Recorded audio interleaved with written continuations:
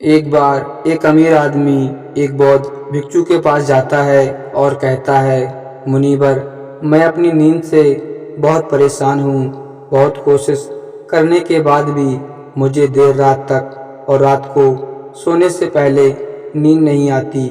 सभी के विचार मेरे दिमाग में घूमते रहते हैं और जब मैं सो जाता हूँ तब भी मैं रात भर करवटें बदलता रहता हूँ और जब मैं सुबह उठता हूँ तो मुझे अच्छा महसूस नहीं होता। मैं थका हुआ और बेचैन महसूस करता हूँ। कृपया आप मेरी इस समस्या का कोई समाधान बताएं।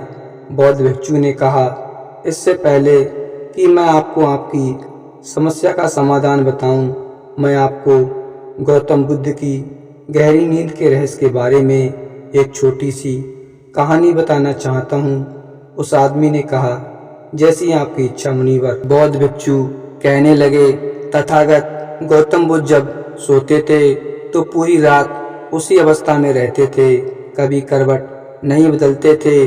जिस रात जिस अवस्था में सोते थे सुबह तक उसी अवस्था में रहते थे। गौतम बुद्ध का एक शिष्य आनंद था जो अक्सर उनके पास ही सोता था। आनंद को यह बात बहुत परेशान करने वाली थी कि गौतम बुद्ध पूरी रात उसी भौतिक अवस्था में कैसे बिता सकते हैं। जब भी रात में आनंद की आंख खुलती थी, इसलिए वह हमेशा से जानता था कि गौतम बुद्ध एक ही अवस्था में सोए हुए हैं। यह बात उसके मन में कई सवाल पैदा करती थी, लेकिन एक दिन भिक्षु आनंद अपनी जिज्ञासा को रोक नहीं सका और वह गौतम बुद्ध के पास गया। आधी रात में उसने गौतम बुद्ध को जगाया। नींद से उठकर बोले, तथागत मुझे क्षमा करें, मैं जानता हूँ कि यह आपसे प्रश्न पूछने का समय नहीं है, क्योंकि आप सारा दिन चलते रहते हैं और लोगों को ज्ञान देते हैं और उनकी समस्याओं का समाधान करते हैं। लेकिन मेरी जिज्ञासा इतनी बढ़ गई कि मैं सुबह तक इंतजार नहीं कर सकता, इसलिए कृपया मेरे इस प्रश्न का उत्तर दें और मेरी जिज्ञासा को शांत करें।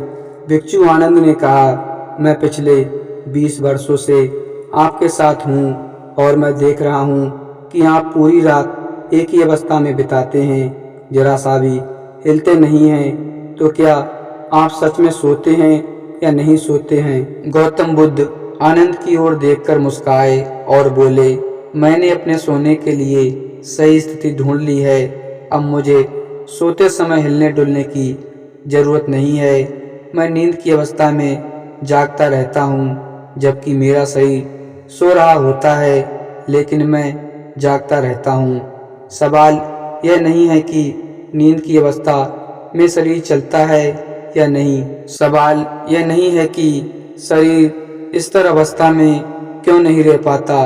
असली कारण तो मन है। मन ही शांत और स्थिर नहीं रह पाता और यही कारण है कि हम नींद की अवस्था में भी अपने शरीर को हिलाते रहते हैं। लेकिन मैं इन सब चीज़ों को जान चुका हूँ। अब मेरे अंदर नाम की कोई चीज़ नहीं बची है। जब मैं सोने जाता हूँ तो मेरा शरीर बिल्कुल सब हो जाता है। मन नाम की कोई चीज़ नहीं बची।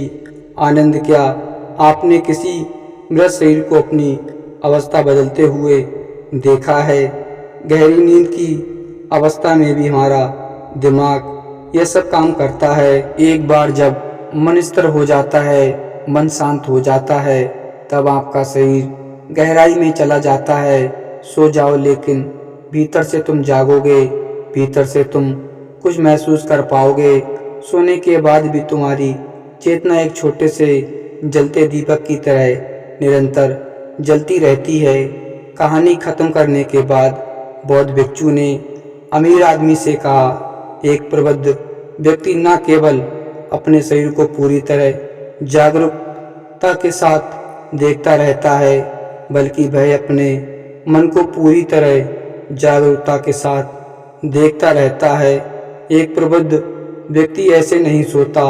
सामान्य व्यक्ति एक सामान्य व्यक्ति जब सोता है तो वह बेहोश हो जाता है।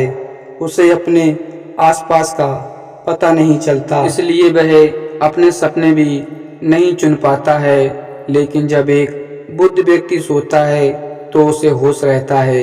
जैसे सुबह उसकी आंखें खुली रहती हैं, उसी प्रकार एक बुद्ध व्यक्ति भी नींद में होता है। इसलिए कहा जाता है कि एक बुद्ध व्यक्ति कभी नहीं सोता। जब एक सामान्य व्यक्ति सो जाता है, वह नहीं जागता है कि वह कब सो जाता है। लेकिन यदि आप जागने और सोने के बीच एक छोटे से क्षण में जागते रह सकते हैं, जब हम सोने के बहुत करीब होते हैं तो कुछ अद्भुत घटित होता है जो आपको जागरूकता के करीब लाएगा। यह सुनकर वह व्यक्ति बोला, मुनिवर, मुझे इतने गहरे अध्ययन की बातें समझ नहीं आती। कृपया मुझे आसान शब्दों में समझाएं कि मुझे आसानी से गहरी नींद क्यों नहीं आती। बौद्ध भिक्षु ने कहा, यह 5 मुख्य कारण हैं। पहला कारण, बिस्तर पर सोने के अलावा कोई और काम करना। जैसे कई लोगों की आदत होती है कि वो बिस्तर पर ही खाना खाते हैं और बिस्तर पर ही पढ़ाई करने बैठते हैं, और ऐसे कई काम वो अपने बेडरूम में ही करते हैं। दोस्तों, अगर हम आज के समय के हिसाब से बात करें तो बिस्तर पर लेटकर फ़ोन से भी बात करते हैं, बिस्तर पर बैठकर ऑफिस का काम भी करते हैं, चाहे वह फिल्म देखना हो, खाना खाना हो। दूसरा कारण, सोने का कोई निश्चित समय नहीं होता।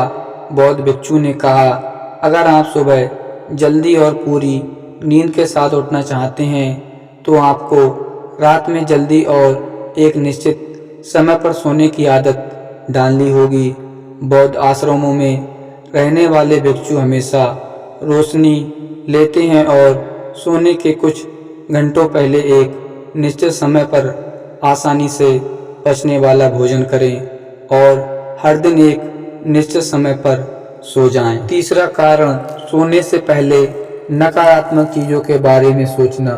जिस तरह के विचारों के बारे में सोचते हुए आप सोते हैं, जब आप अपनी आंखें खोलते हैं सुबह में, ये पहले विचार हैं जो आपके मन में आते हैं। इसलिए जब आप नकारात्मक विचारों के साथ सोते हैं तो सुबह आपके उनके साथ ही जागते हैं। बिस्तर पर लेटे हुए जब आप सोने ही वाले होते हैं तब हमारा अवचेतन मन सबसे अधिक सक्रिय होता है, और इस समय हम जो विचार अपने मन के अंदर पैदा कर रहे होते हैं, हमारा अवचेतन मन उन विचारों को सीधे स्वीकार कर लेता है। अच्छी और गहरी नींद न आने का चौथा कारण, गलत तरीके से सोना। बौद्ध भिक्षु ने कहा, आपने सुना होगा कि भारत में अक्सर कहा जाता है कि उत्तर की ओर सिर करके नहीं सोना चाहिए।